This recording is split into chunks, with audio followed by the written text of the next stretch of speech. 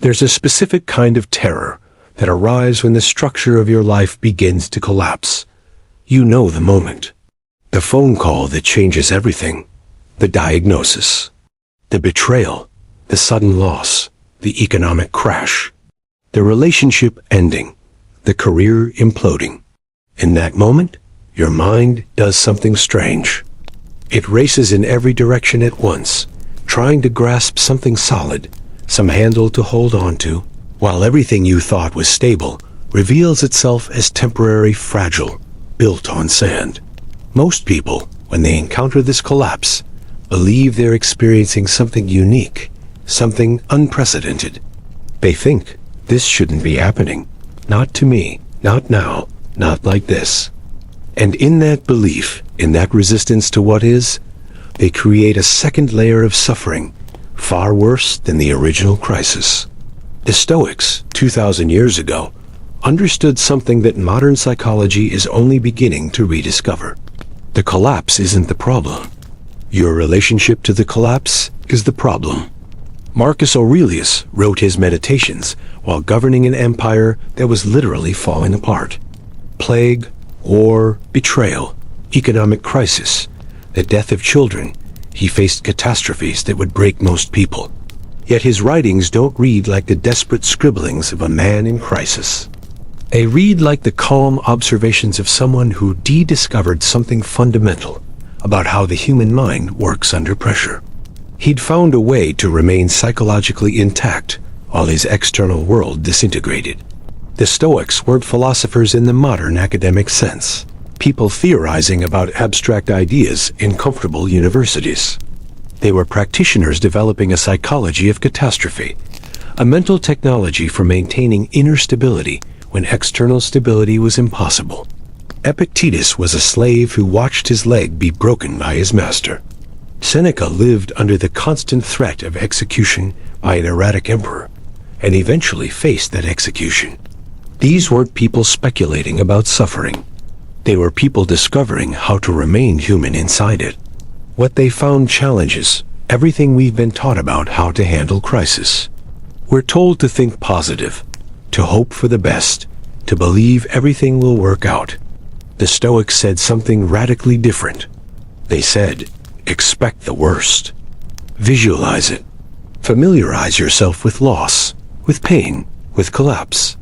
Not because they were pessimists, but because they understood a crucial psychological truth. The thing that destroys you isn't the catastrophe itself. It's the shock, the feeling that this shouldn't be happening, the gap between what you expected and what actually occurred.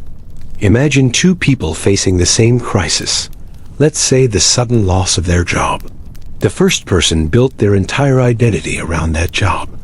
They never imagined losing it. They had no psychological preparation for this possibility. When it happens, they don't just lose their income. They lose their sense of who they are. Their mind enters a state of emergency, desperately grasping for the familiar structure that's vanished. The second person, influenced by Stoic practice, had spent time contemplating this possibility, not dwelling on it anxiously, but calmly acknowledging, this could happen, and if it does, I will handle it. When the loss arrives, they feel pain, certainly, but not shock. They've already met this scenario in their mind. They're prepared. This is what the Stoics called premeditatio malorum, the premeditation of evils. It sounds morbid to modern ears, trained as we are to avoid negative thinking. But the psychological mechanism is profound. When you've mentally rehearsed a scenario, when you've imagined yourself inside it and considered how you'd respond, you've created a neural pathway. The event, when it comes, doesn't send you into total chaos because some part of you has been here before, even if only in imagination. But Stoic psychology goes much deeper than mental rehearsal. At its core is a claim about the nature of reality that, once truly understood, changes everything. The claim is this: most of what we call catastrophe isn't actually catastrophic. It's neutral. We make it catastrophic through our interpretation, our judgment, our insistence that things should be other than they are. Marcus Aurelius put it simply: choose not to be harmed, and you won't feel harmed. Don't feel harmed, and you haven't been. This sounds absurd at first hearing. Of course you're harmed when terrible things happen. But the Stoics were making a subtle distinction. There's the external event, which you don't control. And there's your internal response, which you do control, though most people never realize it. The event itself is neutral. A fact of nature, like weather. You lose your job. Your relationship ends. You get sick. These are things that happen. The suffering, a sense of catastrophe, the feeling that your life is over, that's added by your judgment, by your story about what this means. Think about how differently two people can respond to the same event. One person loses their business and sees it as total failure, proof they're worthless, reason to give up. Another person loses their business and sees it as information, a learning experience, an opportunity to rebuild differently. The external event is identical. The internal experience is completely different. Not because one person is deluded or in denial, but because they've trained themselves to separate fact from interpretation, event from judgment. This is the first principle of staying calm when everything falls apart. Recognize that falling apart is a story you're retelling about neutral events. The events are what they are. The story, the meaning, the catastrophic interpretation, that's optional. And once you see it's optional, once you realize you're the author of that story, you can begin to write a different one. Epictetus, teaching in his school in Nicopolis, would begin his lessons with a simple exercise. He'd ask his students to separate everything in their lives into two categories: things within their control and things outside it. This wasn't meant to be abstract philosophy. It was meant to be a practical tool, a way of directing attention and energy toward what actually matters. What's within your control? Your judgments, your intentions, your responses, your effort, your character. What's outside your control? Nearly everything else. Other people's behavior, the weather, the economy, your reputation, outcomes. Whether you get sick, whether people like you, whether your plans work out, whether the world treats you fairly. The Stoics were ruthlessly honest about how little we actually control. This division sounds simple, but living by it is revolutionary, because most human suffering comes from trying to control what can't be controlled and neglecting what can. You pour energy into managing others' opinions of you, something completely outside your control. You fixate on outcomes, which depend on countless variables beyond your influence. You rage against circumstances, as if your anger could change reality. And in doing so, you abandon the one thing you can actually control: how you meet what happens. When everything falls apart, the first psychological move is triage. You look at the wreckage, and you separate it. These things I can influence. These things I cannot. The business failed, that's happened. It's outside your control now. But how you respond to that failure, what you learn from it, what you do next, how you treat yourself in the aftermath, that's entirely within your control. The relationship ended. You can't control the other person's choice. But you can control whether you become bitter or remain open, whether you learn or just hurt, whether you respect their decision or fight reality. This isn't resignation. The Stoics weren't teaching passive acceptance of everything. They were teaching strategic focus. Put your energy where it can actually make a difference. Stop wasting it on what you can't change. This might sound obvious, but watch your own mind during a crisis. How much time do you spend replaying the past, wishing things had gone differently? How much energy goes into anxiety about futures you can't control? How much attention is consumed by what others might think, might say, might do? All of that is energy leaked into the uncontrollable. The Stoic practice is to continually redirect attention back to the present moment and the one question that matters.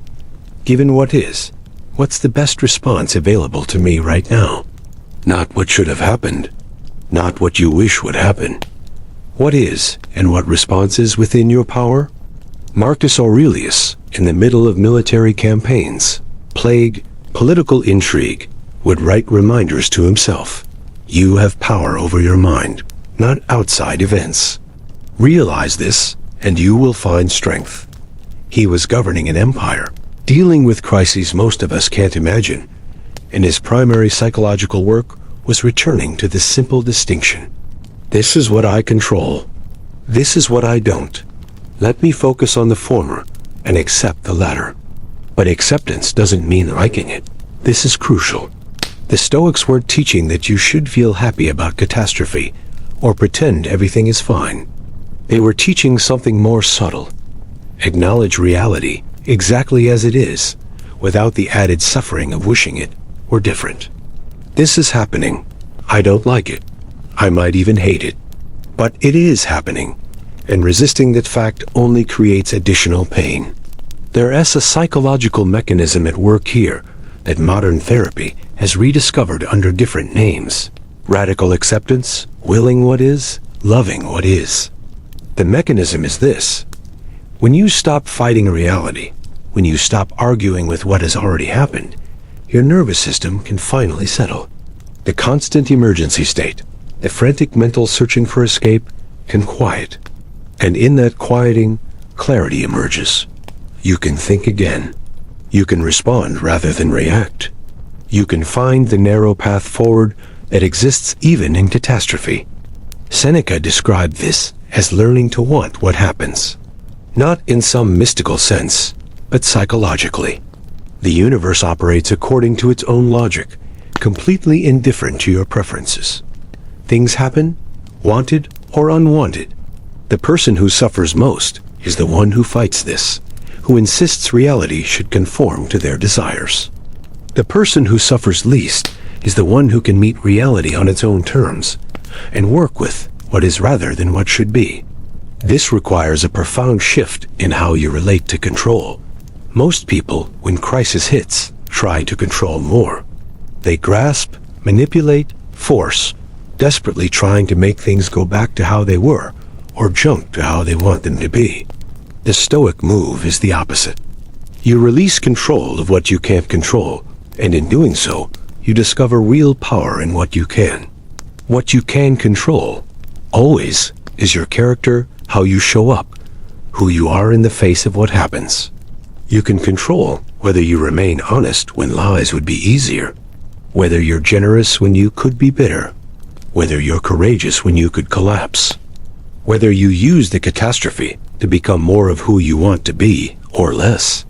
The Stoics saw catastrophe as a test, not sent by gods, but inherent in the structure of existence. Life will test you. That's not punishment or bad luck. It's the nature of being alive. And the test isn't whether you can prevent the catastrophe or escape it. The test is who you become inside it. Do you remain yourself, or does the crisis dissolve you? Do you abandon your principles, or do you hold to them more firmly because they're all you have left? Marcus Aurelius knew this intimately. He faced situations where he could have abandoned justice, mercy, integrity in favor of expedience or revenge. The crisis gave him permission to be less than himself. But his psychological practice was the opposite. Use the crisis to become more yourself.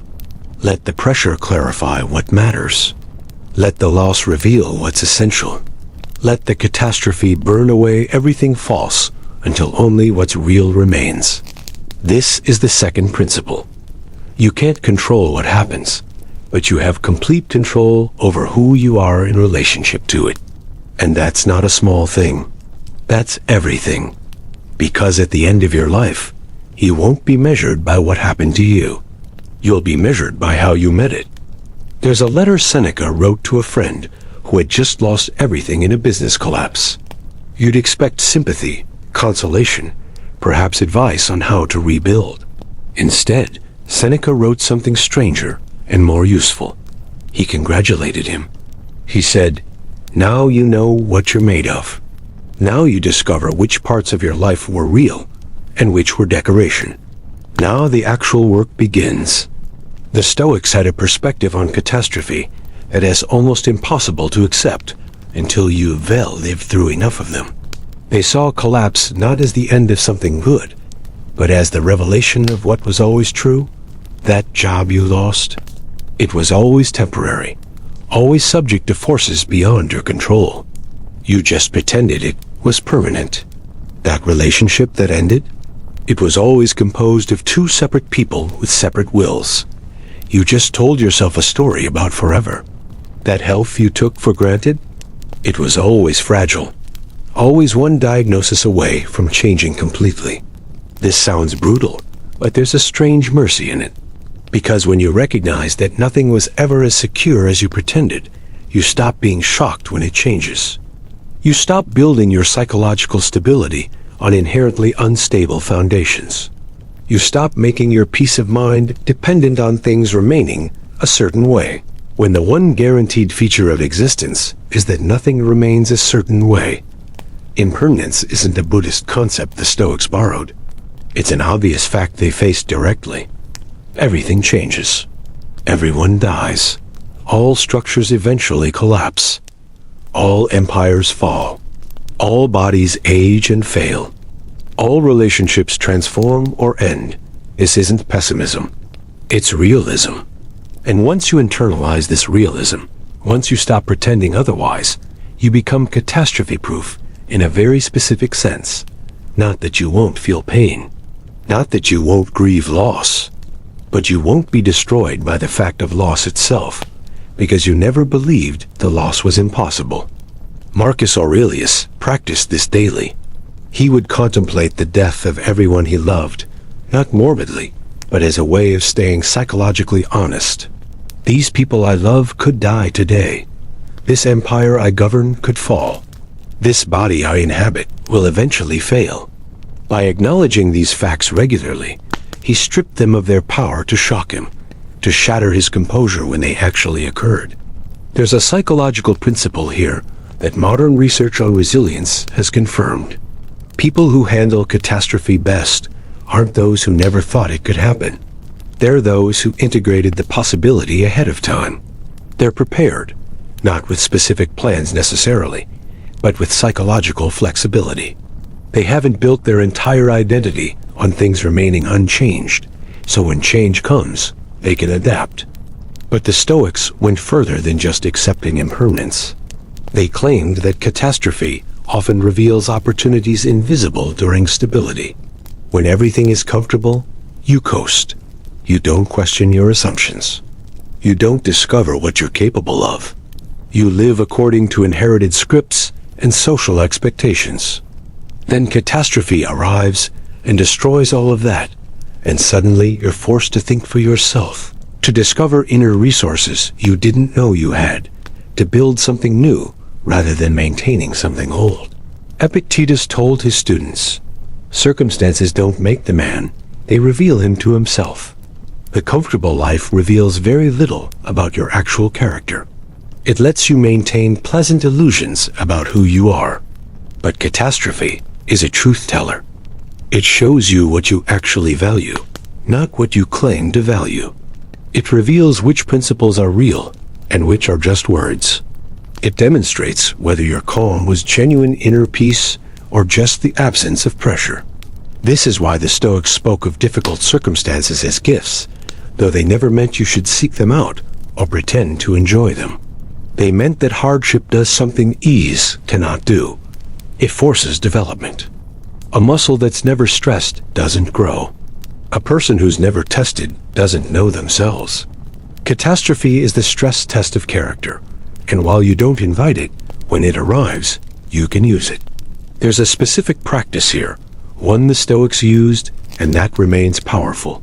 When something falls apart, immediately ask, what does this make possible?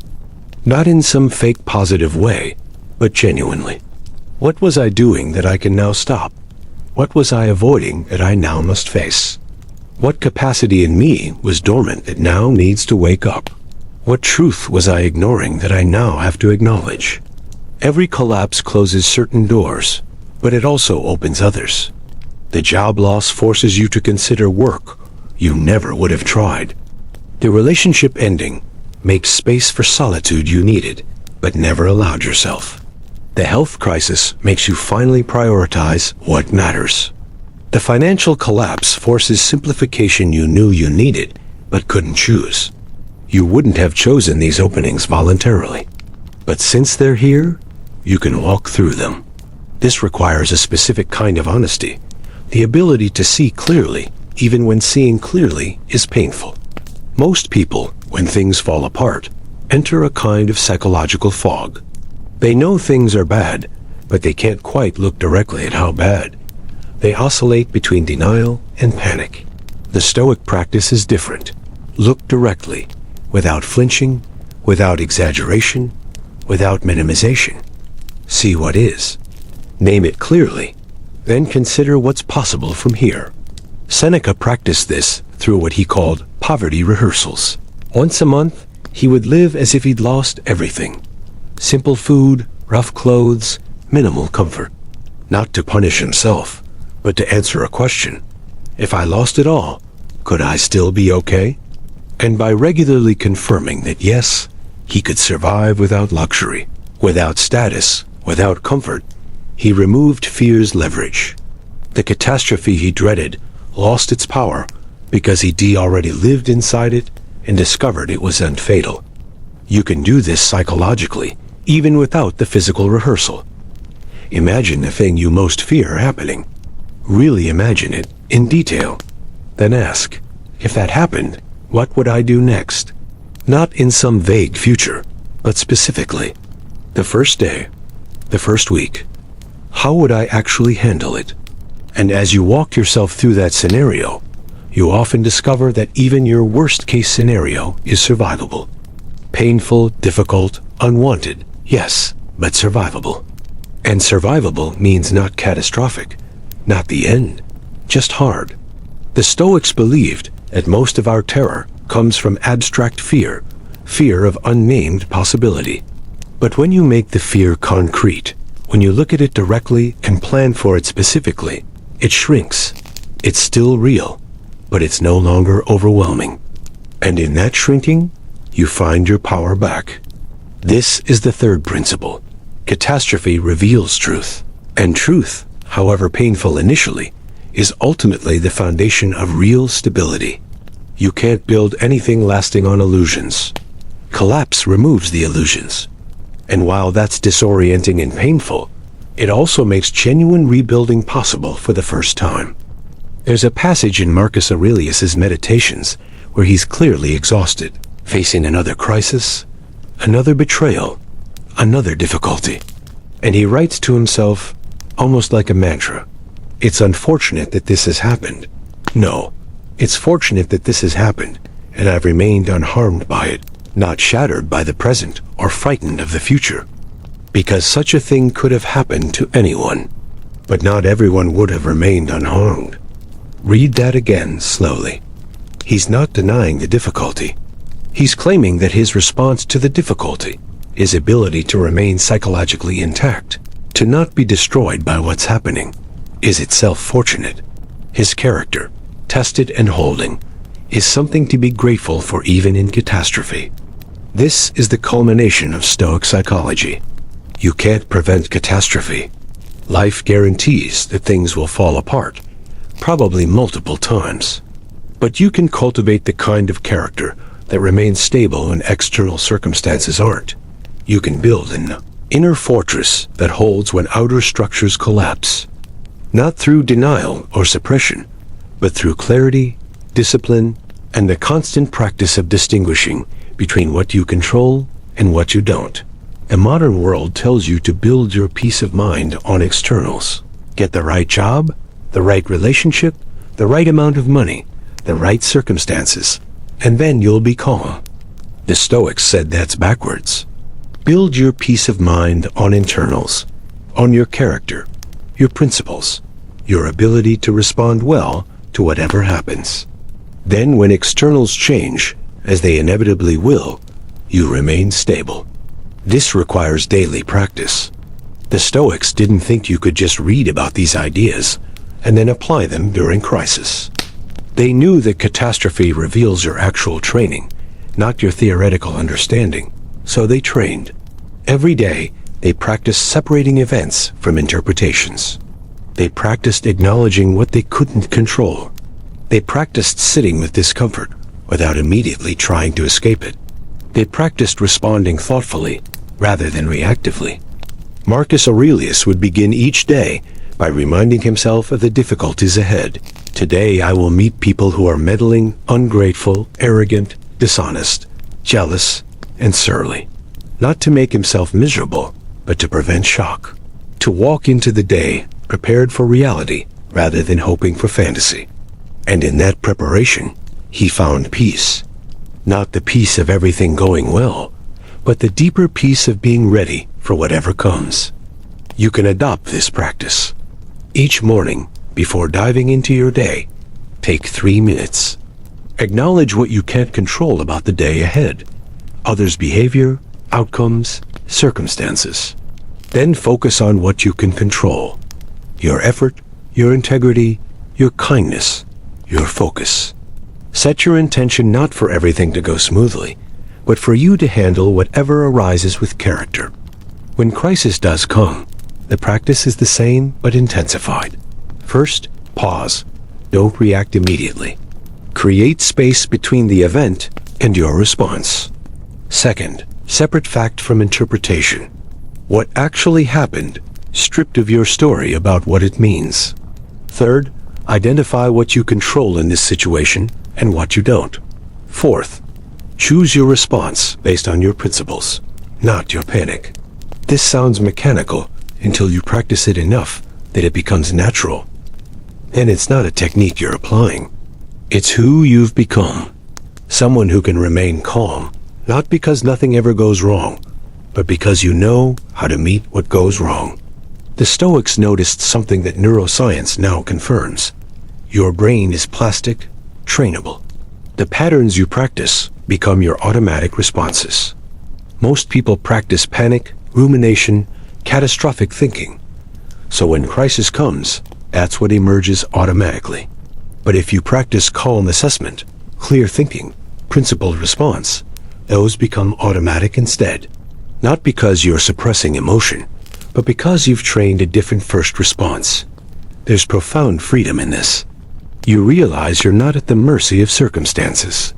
Yes, you can't control what happens, but you can absolutely control who you are in relationship to it. And that control, that authorship over your own character, is the only control that matters. Everything else is borrowed, temporary, subject to change without notice. But your character, your principles, your capacity to respond, well, that's yours. No catastrophe can take it from you unless you surrender it. Seneca, facing his execution by Nero, demonstrated this perfectly. He had no control over his fate. The emperor had decided. Death was coming.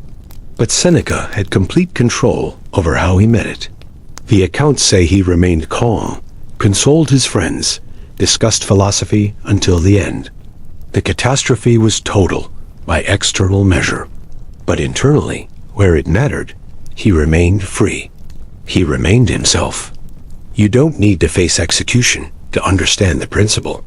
Whatever catastrophe you're facing or will face, the same truth applies. The event itself is neutral. Your response is everything. And your response is always in every circumstance within your control. This is not easy. The Stoics never claimed it was. It's the work of a lifetime, a constant practice of redirecting attention, questioning automatic reactions, choosing principle over impulse. But it's also the only work that actually addresses the root of suffering. Because suffering isn't what happens to you. It's the gap between what happens and what you think should happen. It's the resistance to reality. And that gap, that resistance, is optional. The Stoics offer something rare in philosophy, a practical psychology for the worst moments of life. Not a theory to study, but a practice to live. Not comfort or false hope, but real tools for staying human when everything falls apart. And the promise is simple. If you do this work, when catastrophe comes, and it will come, you'll discover something unexpected. Not that you're immune to pain, but that you're stronger than you knew. Not that you'll escape suffering, but but that you can meet it with dignity. Not that you'll control outcomes, but that you'll remain yourself, regardless of outcome. And in remaining yourself, in staying calm and clear and principled when everything else is chaos, you discover what the Stoics knew all along. That's the only victory that matters. That's the only security possible. That's the fortress no catastrophe can breach. If this opened your eyes, subscribe to Boring History, because the truth is never boring.